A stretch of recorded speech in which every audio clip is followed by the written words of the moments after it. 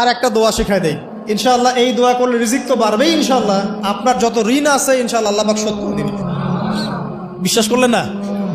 এই দোয়া শিখাই দিচ্ছি, এজন্য আমাকে হাদিয়া দেওয়া দরকার, স্পেশালি আমাকে এখন হাদিয়া দেওয়া দরকার। এটা গুরুত্বপূর্ণ দোয়া শিখাই দিচ্ছি। আলী রাদিয়াল্লাহু আনহু বলেছেন, কোন ব্যক্তির যদি পাহাড়ের সমানও ঋণ থাকে, এই দোয়া যদি আমল করে আল্লাহ পাক ওই ঋণও শোধ করে দিবেন ইনশাআল্লাহ। আর ঋণ কেমন জানেন? ওই যে এখন মানুষ ঋণ নিচ্ছে 1 কোটি টাকা ব্যাংক থেকে, 2 কোটি টাকা ব্যাংক থেকে, হ্যাঁ, কত বছর, 10 বছরের জন্য, 20 বছরের জন্য বাড়ি করছে, তাই না? তার ধারণা এমন যে সে মারা গেলে তার ঋণটা কেউ না কেউ শোধ করে দিবেই দিবে, তাই তো? আর আল্লাহ রসুল কি বলছেন দেখেন, একজন মারা গেছেন, নবী সাল্লাল্লাহু আলাইহি ওয়াসাল্লামের সময় একজন মারা গেছেন। তো নবী করিম সাল্লাল্লাহু আলাইহি ওয়াসাল্লাম বলছেন, এই ব্যক্তির কি কোনো ঋণ আছে?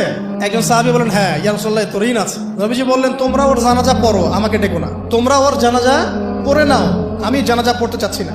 আমি এখন কেমন করে আপনাকে বুঝাবো ঋণ কত ভয়ঙ্কর জিনিস?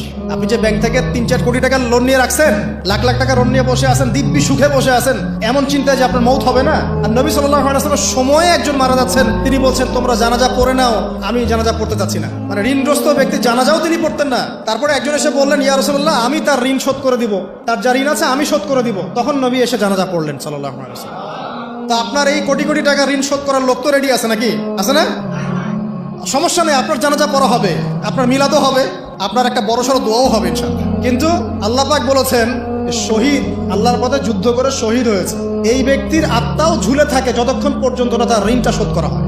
এবার বলেন আমি কি বুঝাবো আপনাকে? আর কিছু বলতে হবে? তো এখন সেই দোয়া শিখাচ্ছি আপনাদেরকে, যে দোয়া শিখলে আপনারা ঋণ থেকে বাঁচবেন ইনশাআল্লাহ। কত দিবেন বলেন? আচ্ছা, হ্যাঁ, এই তো শুকরিয়া। দোয়া করবেন যেন আল্লাহ পাকের দিনটাকে আল্লাহর জমিনে প্রতিষ্ঠা করতে পারে। আমার সাথে বলেন, দোয়াটা হচ্ছে, আল্লাহুম্মা ইকফিনি বিহালালিকা আন হারামিকা ওয়া আগনিনি বিফদলিকা আম্মান সিওয়াকা।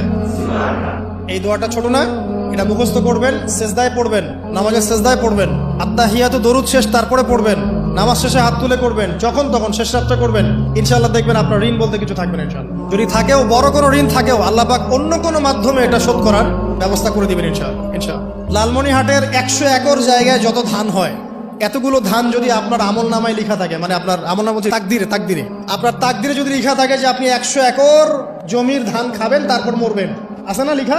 একটা দানা কম বেশি হবে? আপনি যদি আল্লাহর প্রতি তাওয়াক্কুলি করেন, তাহলে আপনি আল্লাহর পথে থাকবেন, বিশ্বাস করবেন যে আল্লাহ পাক যেটা লিখে রাখছে আমার তাকদিরে রিজিক, এর একটা দানা রেখেও আমি পৃথিবী থেকে যাব না, সিম্পল। তখন আপনার অন্য পথে যাওয়ার কোনো কারণ নাই। আর যখন আপনি বিশ্বাস করবেন না, না এটা আমার হাতে, আমি যত পরিশ্রম করব তত রিজিক বাড়বে, আমি যত ঘুষ নিব তত বাড়বে, যত সুদ খাবো তত বাড়বে, যত দুর্নীতি করবো তত বাড়বে, তখন তো রিজিকের এই পুরো দায়িত্ব